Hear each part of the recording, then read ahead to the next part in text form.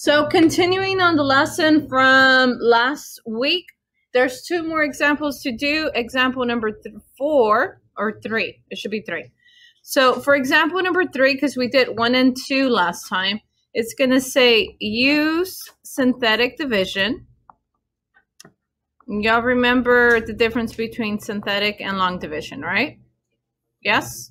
So use synthetic division and remainder theorem. So we have 4 problems to do. 2 of them come from example 3, and the other 2 is going to be from example 5. To find the indicated function value. So it says indicated right there. If it doesn't look like it, I'm telling you what it says.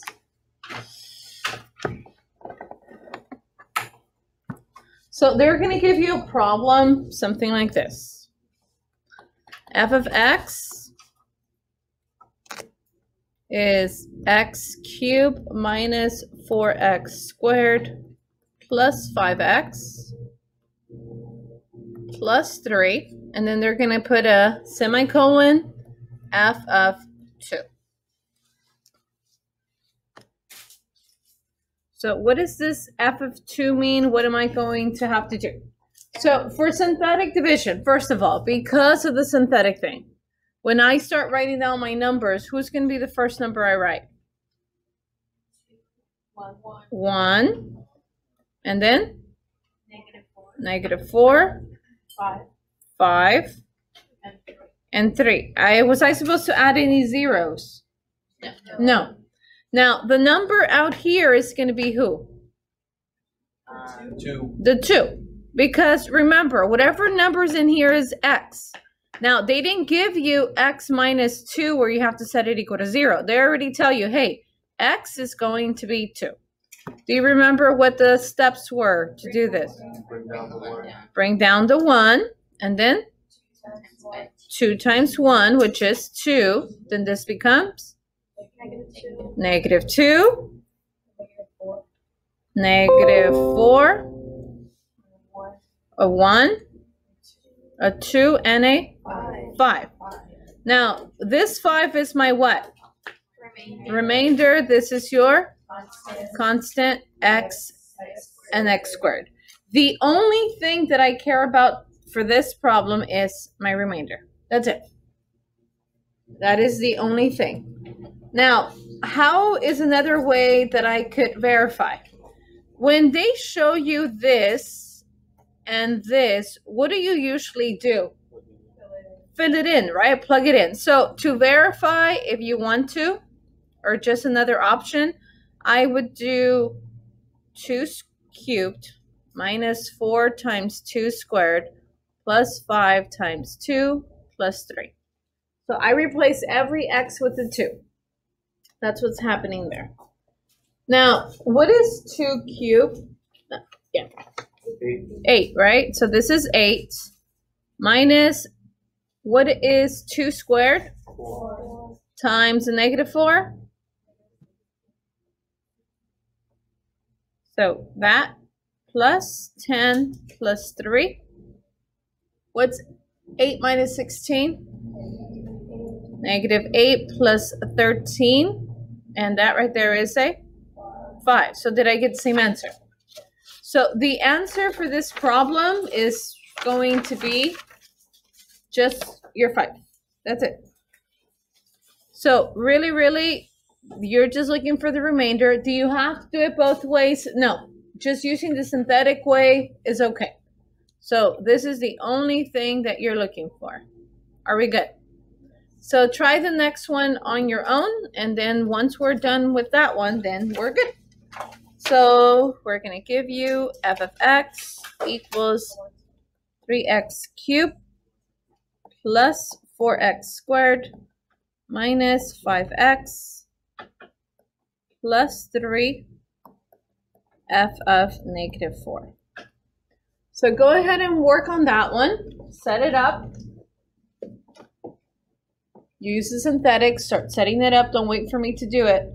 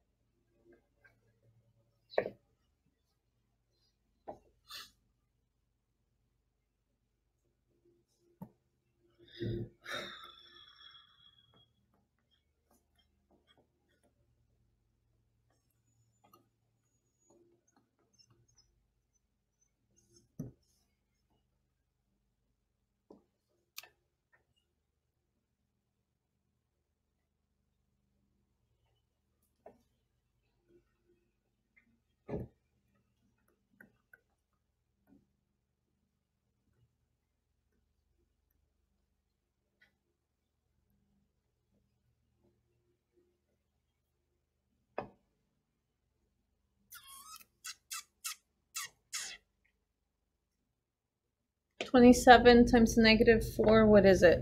108 negative 100. Negative 108? Okay. And my remainder here would be? So my answer is just the negative 105. That's it. So that's the only thing you care about, the remainder. Now, this is going to be for problems 6 and 7. You do have a fraction for number 7, but all those numbers you can multiply, you can divide by 4. If not, use a calculator, whichever way you want to do it. Are we good? Yes? Simple? All right, the next one. Example number 4. They're going to ask us, can you solve 2x cubed minus x squared minus 13x minus 6 given that negative 2 is a 0? Now, I'm going to write some possible answer choices they're going to give you, just so you understand what process you should take. They're going to give you negative 2, 3, 1, negative 2, negative 3, negative 1/3, or 1/2 actually.